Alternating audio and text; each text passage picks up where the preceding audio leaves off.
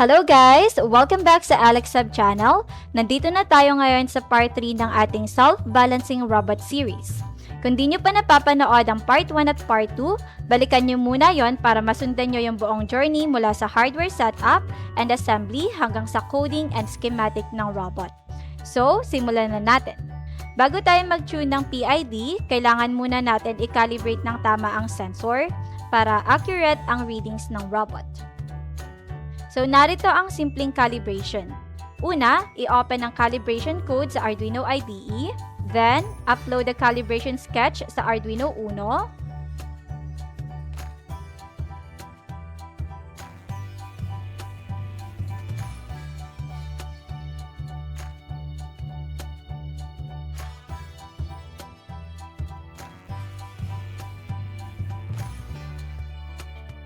After uploading, buksan ang serial monitor at iset sa 115,200 baud rate. Hintayin ang message, send any character to begin DMP programming. I-type ang kahit anong character para mag-start ng calibration. Hintayin matapos at i-copy ang offsets na lalabas. Then, i-paste mo yan sa main robot code sa setup MPU part. Ang result, mas accurate, mas stable, and mas reliable ang robot balance response. Once calibrated, pwede nyo munang gamitin ang default values ng PID na nakaset sa code, and kapag di siya ganun ka-stable, ay pwede nyong i-tune ang robot's balancing behavior gamit ang PID constants. So KP, this is the proportional control. This is for reaction speed.